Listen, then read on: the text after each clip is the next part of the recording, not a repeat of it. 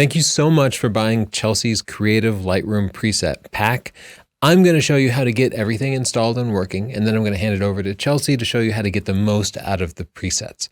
I'll show you how to install in both Lightroom Classic CC and Lightroom CC, starting with Lightroom Classic CC.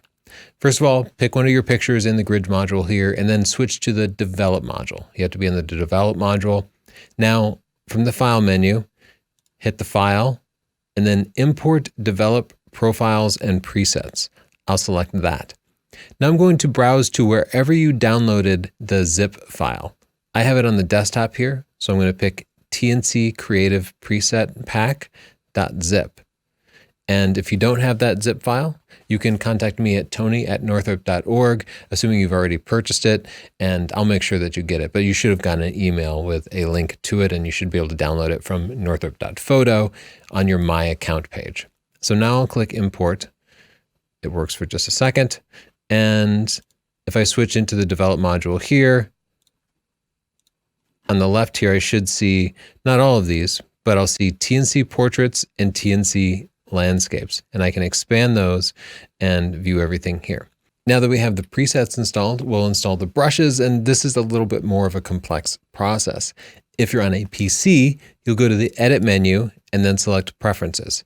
If you're on a Mac, you'll go to the Lightroom Classic CC menu and then select Preferences. Just the name of the menu is different. Now that I'm on the Preferences dialog, it's the same whether I'm on a Mac or a PC. I'll go to the Presets tab here, and then I'm going to click the Show All Other Lightroom Presets button. This is going to open up an Explorer or Finder window. I'm first going to open up the Lightroom subfolder, and then I'm going to scroll and select the Local Adjustment Presets folder. I'm now going to drag in my brush presets into this folder. So I have those stored on the desktop on my computer in a zip file. You can see TNC Portrait Brush Pack here. I'll double click that to open it. And then I'm going to select all of these and drag them into this folder. It's asking me to overwrite them just because I've previously installed them. So now that that's done, I'll go back to Lightroom. I'll cancel the preferences. I will close Lightroom completely. You have to restart Lightroom. Now I'll start Lightroom.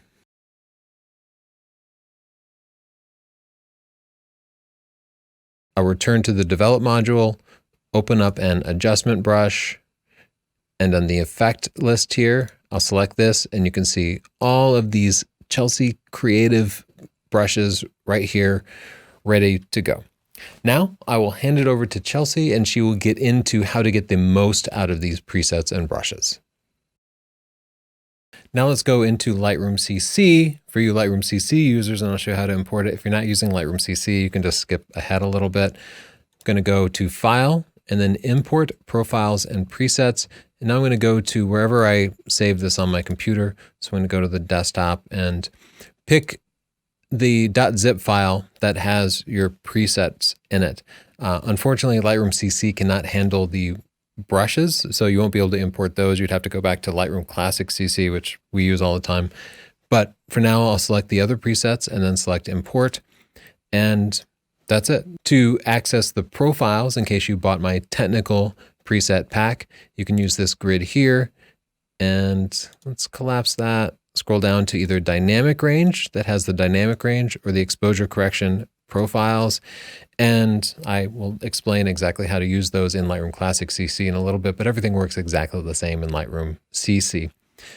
Now I'll go back and show you how to do the presets. At the bottom here, you can select presets and you'll be able to see all the different presets. If you didn't get both packs, you won't see all of these, but if you did get both packs, you'll see all of these. If you got the Creative Pack, you'll see the TNC presets here, and you can see I can scroll over them and instantly select the one that I like. Now let's learn how to use these presets a little bit more. We'll be using Lightroom Classic CC, but again, it works exactly the same, except how you select them.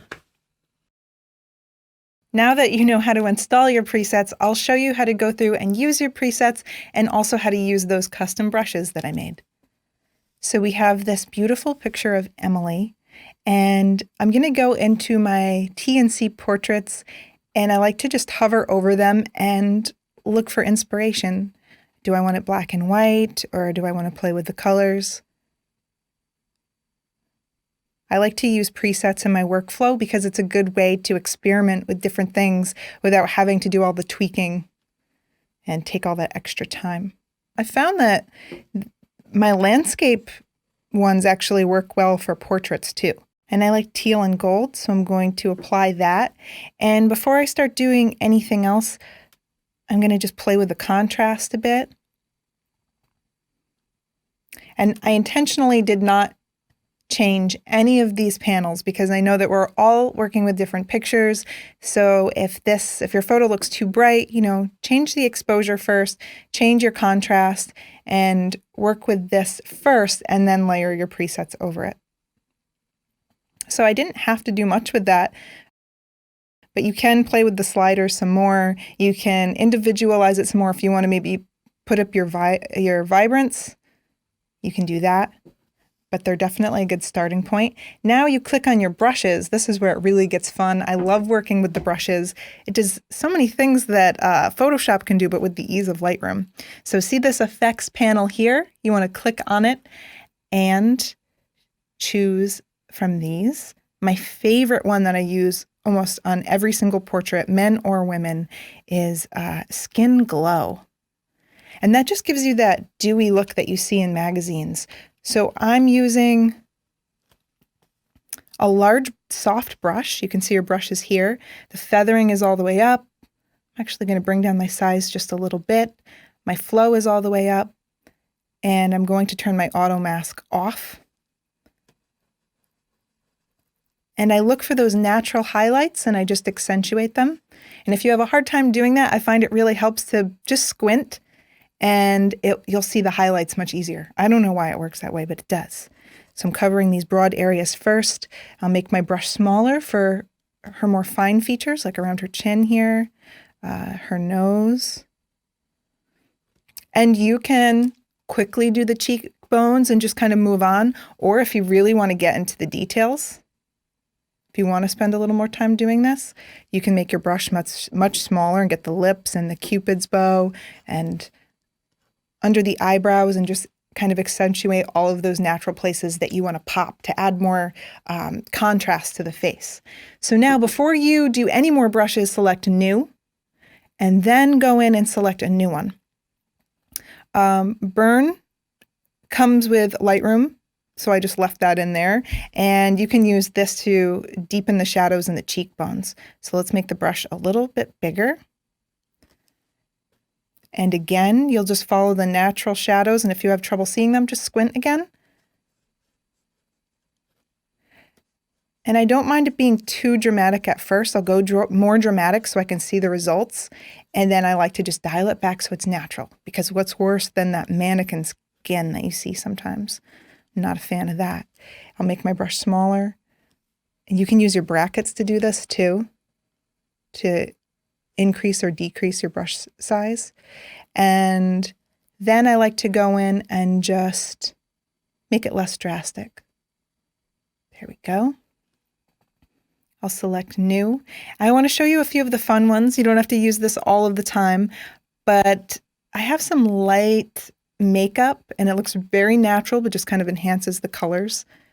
So I'll use lip gloss. I actually have used this on men before too, and it doesn't look too feminine. It's better than having those like papery white death lips. I don't want, nobody wants that. You can adjust that too if you want it less intense. We have Iris Enhance. That's a popular one. You will want to zoom all the way in. Make your brush size small.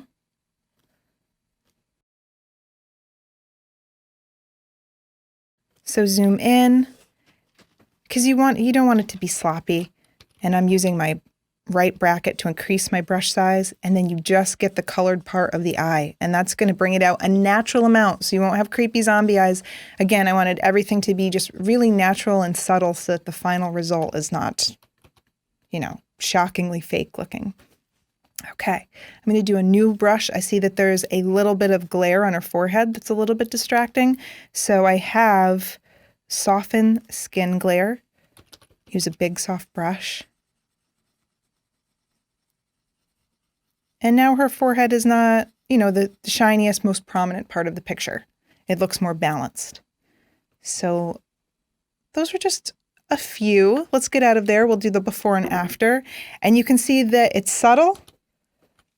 I don't think anyone would think this was over manipulated, but the colors pop more.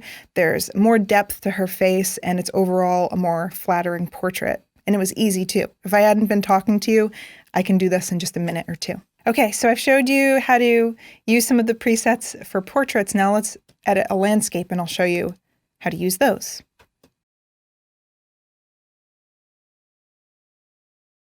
So I have this beautiful picture of my daughter and niece hiking in Norway, and I'm going to crop it first.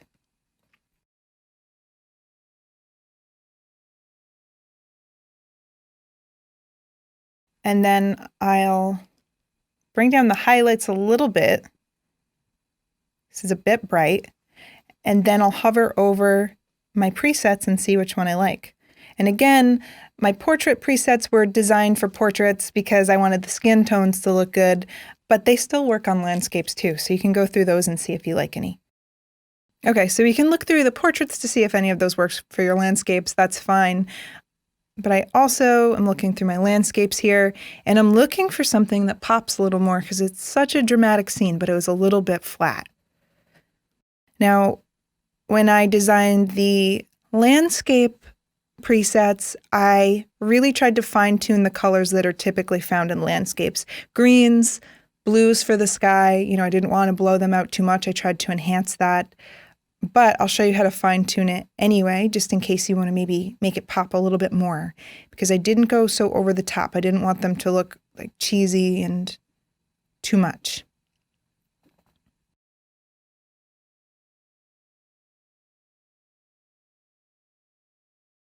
So I like Forester here.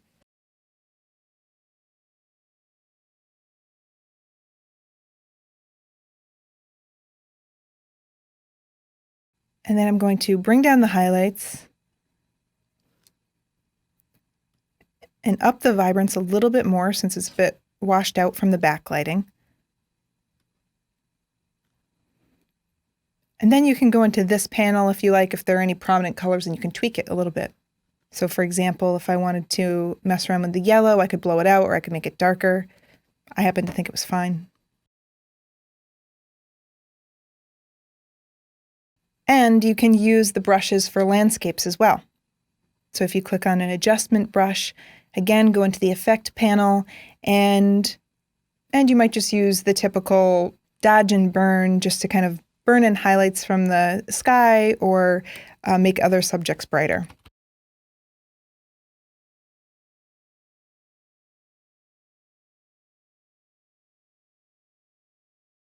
And that's it. It's just that easy. It's meant to kind of refine your workflow, and I think that with just a couple of clicks, you can make your photos look more like what you want them to look like, more artistic and creative. So thanks for checking out our presets.